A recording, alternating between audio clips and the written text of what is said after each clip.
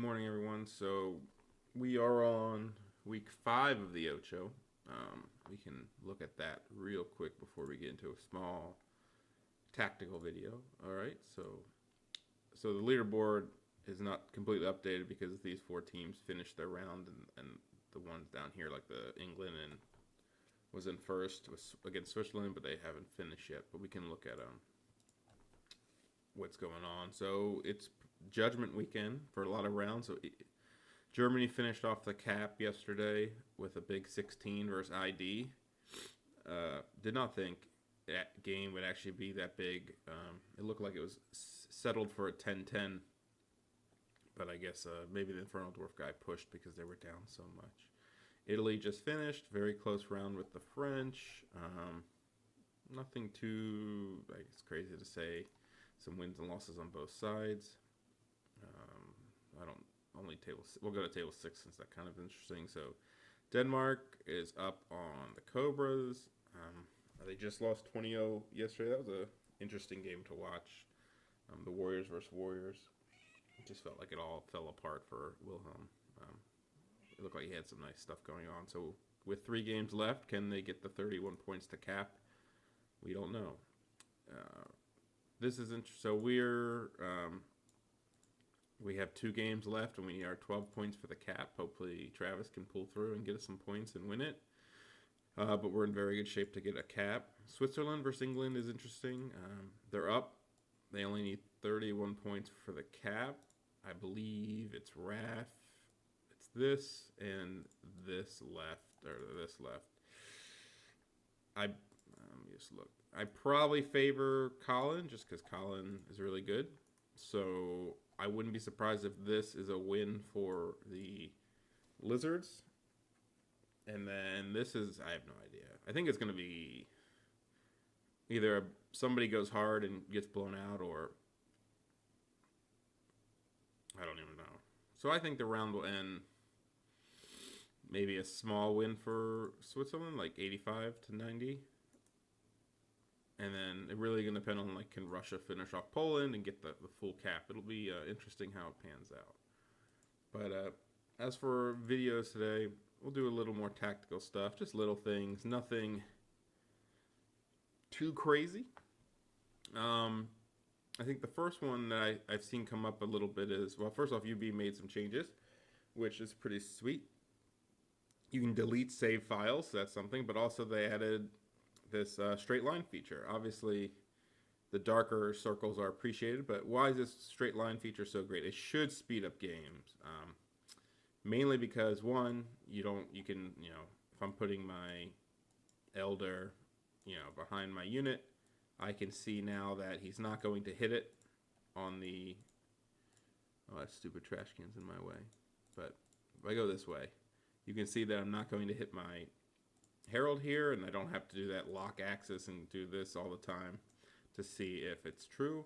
It helps for overruns. You could click here and you can put, because you can click individual models. So, if the elder, so you were trying to redirect this elder, you could say, all right, well, he can hit here or here for the edge because he has to hit 4.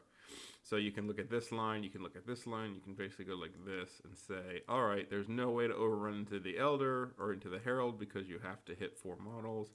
And that's a strategy in itself. I think, obviously when playing this game is seeing where people can overrun and, saying, oh, you have to maximize here. Because when somebody charges, like, what they're maximizing has to be. So you can say you had Warriors, right?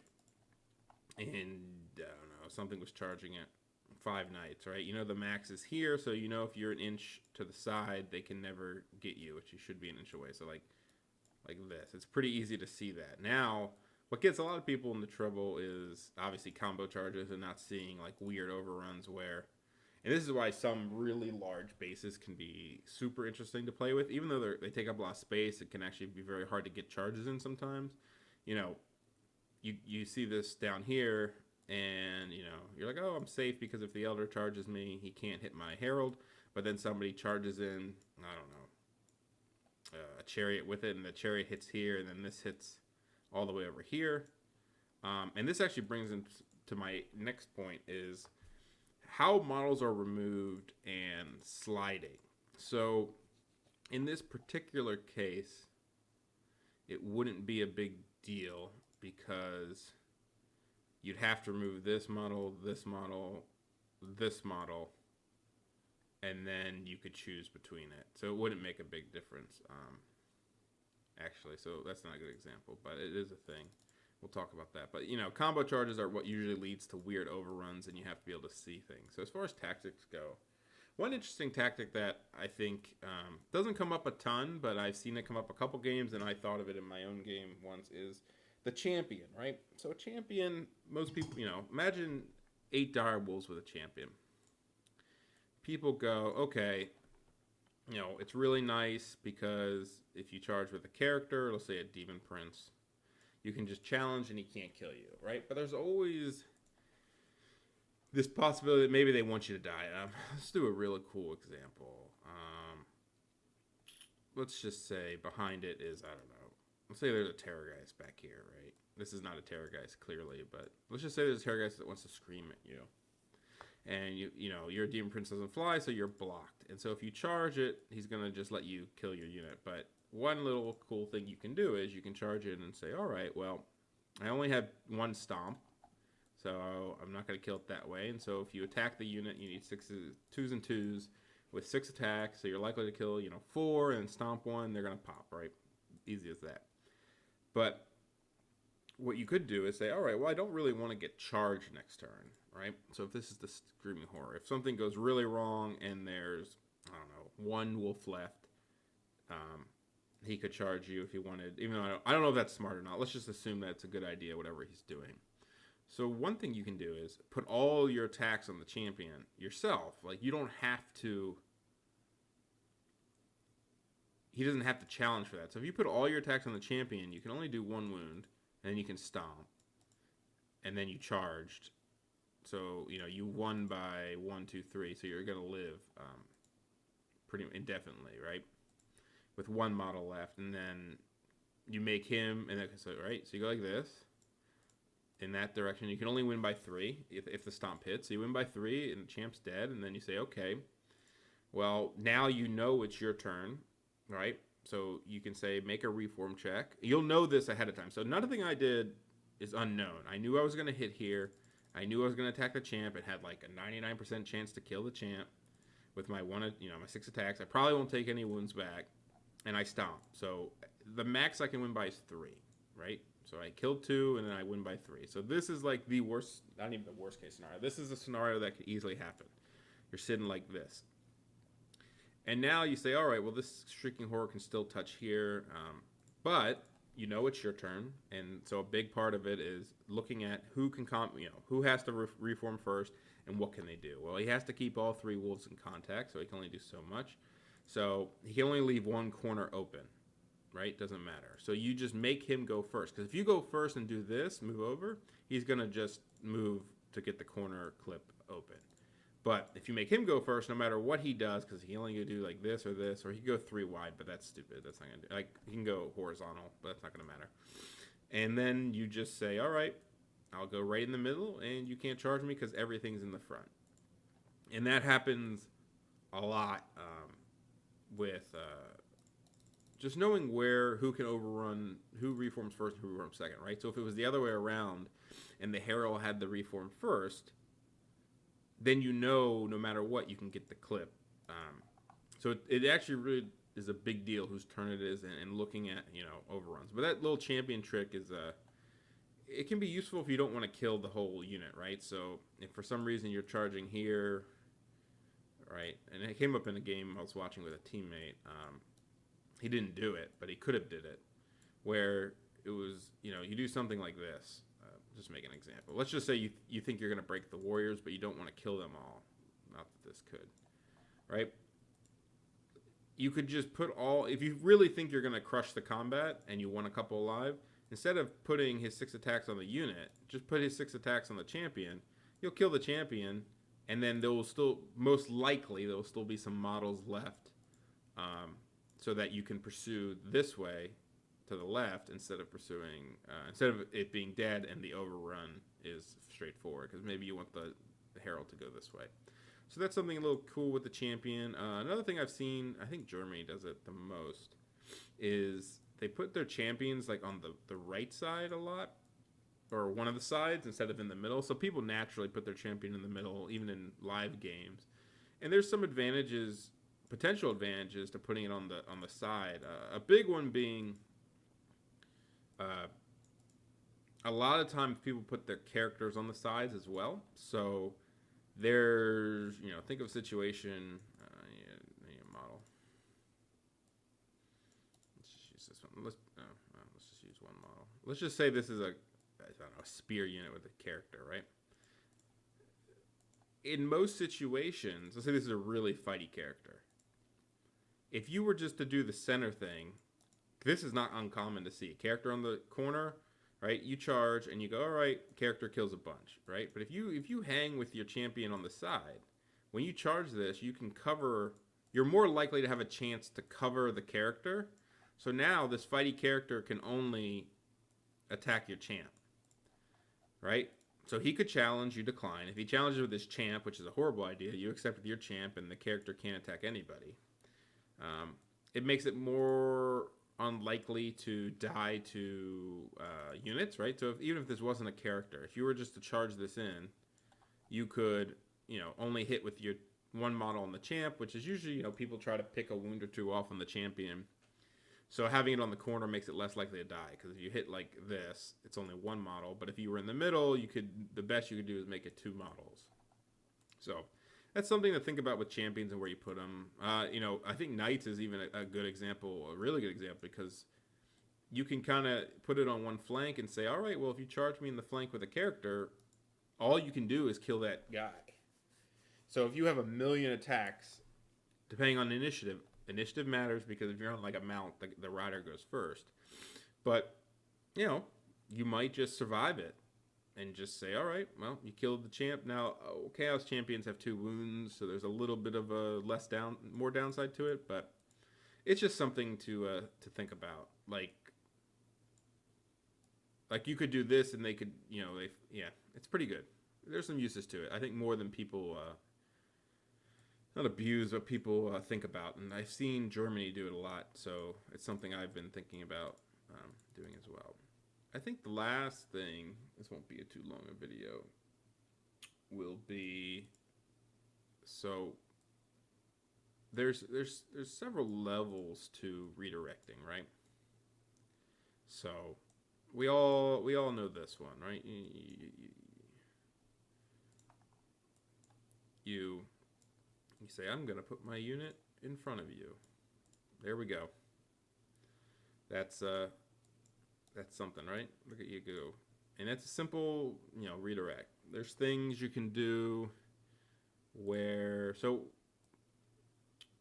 what levels can you think about past just that kind of shit, right? Well, some people do it in a line, for whatever reason. Maybe, so you got to think about, first off, what arc are they in? So sometimes people will do a line and they'll do it like this, so that they're in the rear. So do you want the unit to be here, or do you want the unit to be in your flank for overrun purposes? A big thing just looking at this is which direction this faces. Is it front or rear, right? And what's the difference? You're like, oh, you're giving them combat res in the rear, blah, blah, blah. But there's another big thing that happens, especially with units of like fast cav and units that maybe like think of this right here, right? This is actually a pretty good example. If I was to redirect this unit like this, so let me just check something. So it can't get around me, right? Oh, that's another thing that's really great about these lines. How many times have you seen before, like, people slightly tilt their unit, or, I'm going to wheel my unit to get around this building, and then, like, do the X, Y, and then go forward and realize they're not hitting something, and they go back and wheel more. Now, as you wheel, you can see if you have an opportunity to go straight forward and hit somebody. Oh, it's so good. Anyway, back to the redirect. Let's redirect, for example. Can't get around me. Oops. Perfect. It's pretty much stuck there. He's in my rear. That's fine. If he wants to charge me, he can get 2 in. So I couldn't do the full clip. It's fine. I mean, 2 is the max anyway. But think of it this way, right? He charges in. In this particular instance, he would get 8 strength 5, eating 3s and 2s. There is a chance that he kills them all, but there's also a chance he doesn't. There's a good chance he might kill 4. And what happens is, depending if you're facing forward or backwards, if you're facing forward, these 4 die, right? And he gets his pivot here, or his overrun from this spot. But if you face it backwards, he has actually moved all, and he killed 4. He moved all the way up here because of the way you nudge over. And now his overrun's here, but he's also so much closer to you. Now, the angle I did was not that crazy. But sometimes what people will do is, let's put it back. Right, they'll actually redirect units like this. Probably this way would be better, right? Something like this. And what their idea is, they want to obviously have them charge here. But then as units, if they don't kill them all with the first set of initiatives, maybe they have to move all the way up here, and then maybe it moves back a little. And now their reform is here, and which maybe gives you a better angle. So think about whether you want to go forward or backwards with fast cav, because you can draw them certain directions. It can happen with dogs too. You put dogs right here, and somebody flanks you. Let's say Chariot's a big one because they have impact hits, right? Chariot has to hit here or the other side, but let's just say they hit here. And for some reason, I don't know, you just got to take into account that if they kill enough, it might actually shift down to here before it gets out of combat. Whether it's for overrun purposes or for you charging in line of sight, think about the initiative steps and where you'll be, especially when characters are in the unit.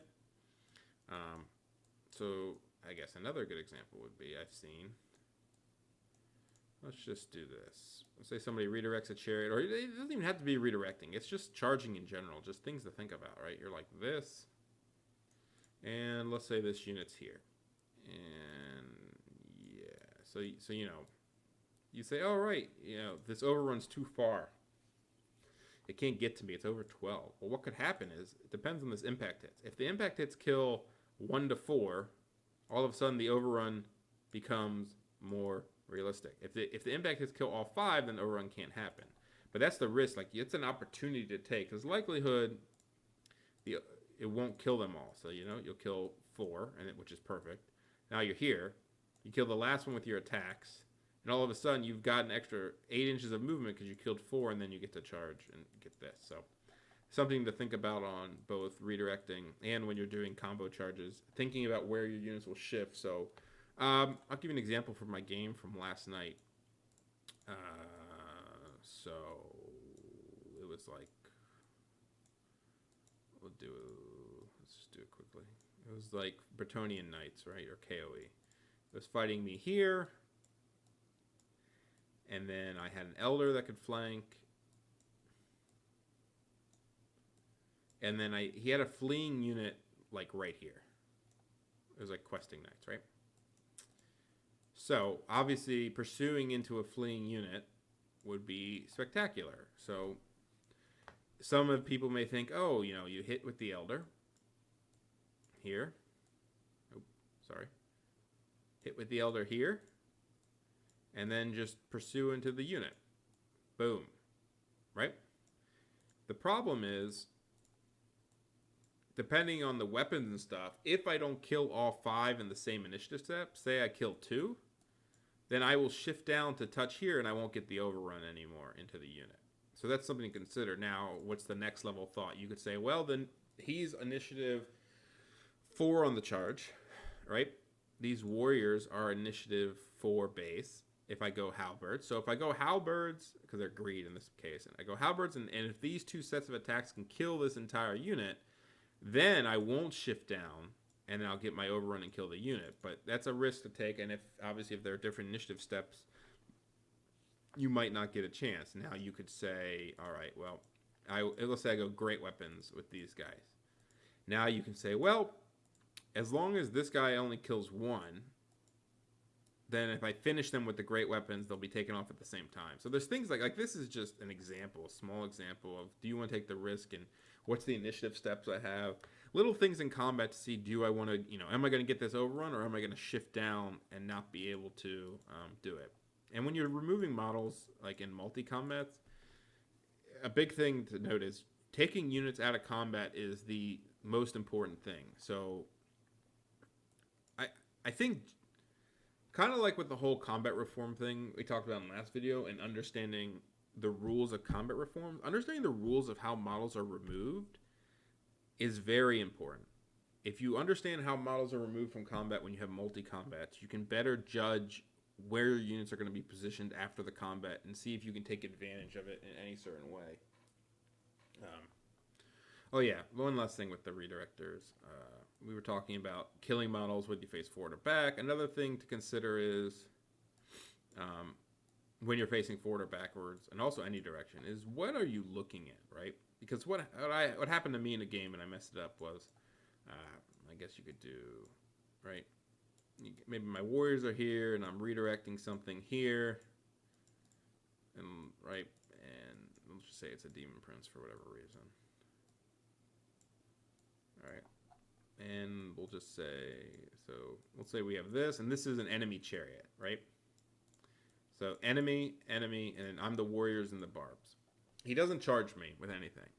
And maybe what he does is he sits his guy right here. And there's nothing I can do. I can't charge it because these are not in the way.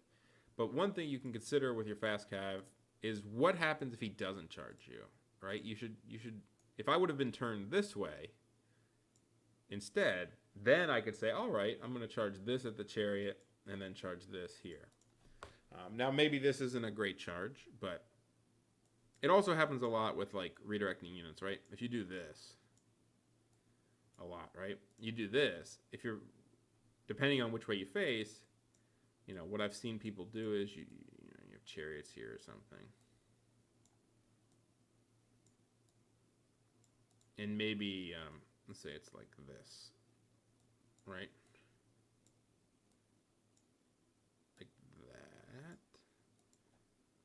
Right?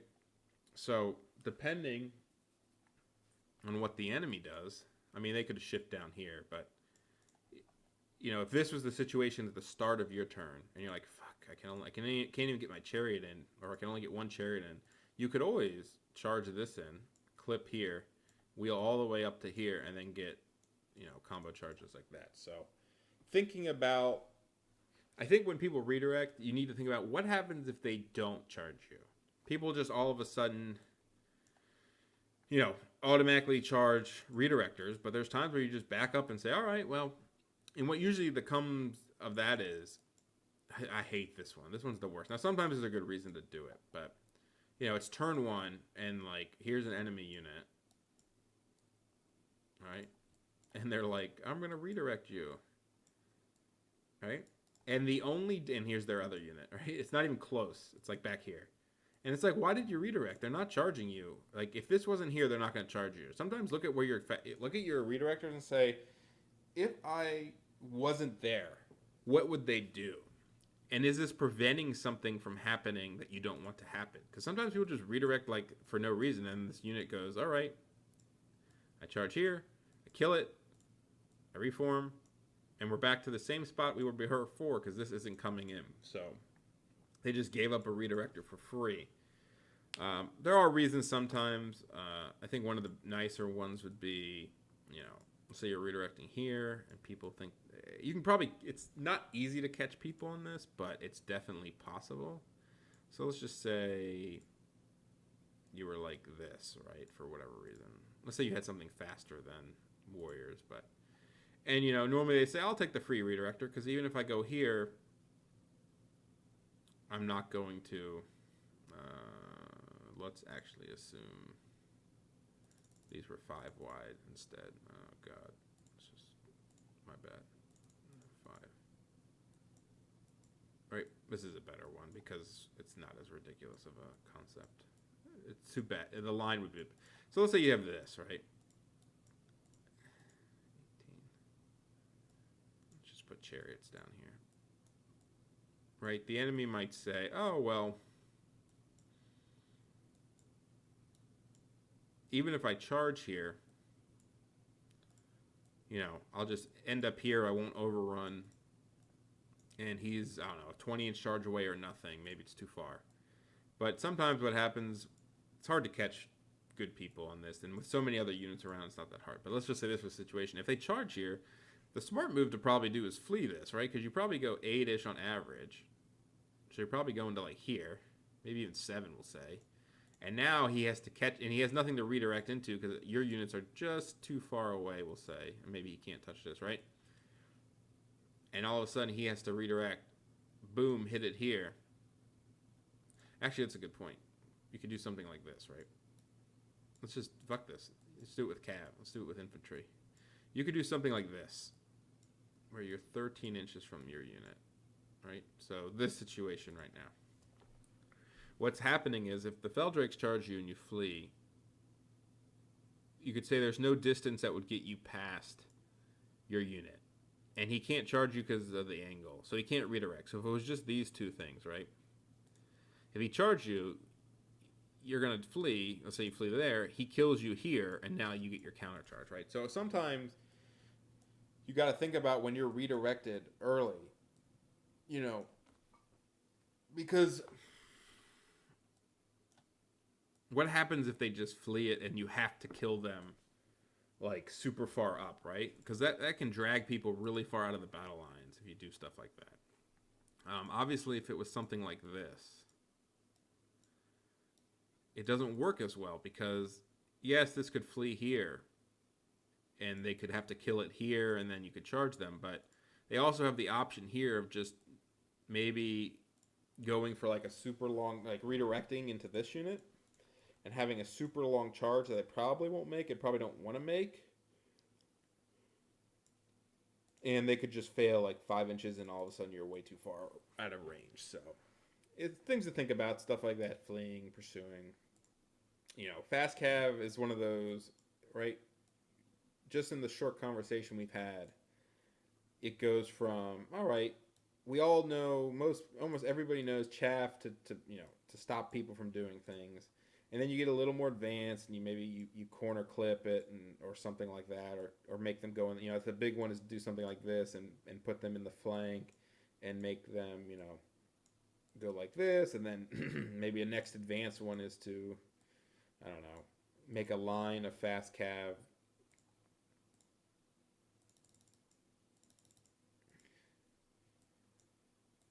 And say, okay, I'm gonna go like this. So that when you kill me, you have to walk. Potentially, you're moving all the way up here before the overrun, and and then maybe how many times have people chaffed you and you've just walked away and realized that you can just screw them, on their own. They go like this, and you just hide behind them, or something like that. So there's lots of levels to fast cav, even a simple redirect, and what you can do as both the enemy and the chaffer that can really screw with people. So. Anyway, just something to think about. And the champion stuff is pretty cool, I think. So, yep, that's all. Thanks.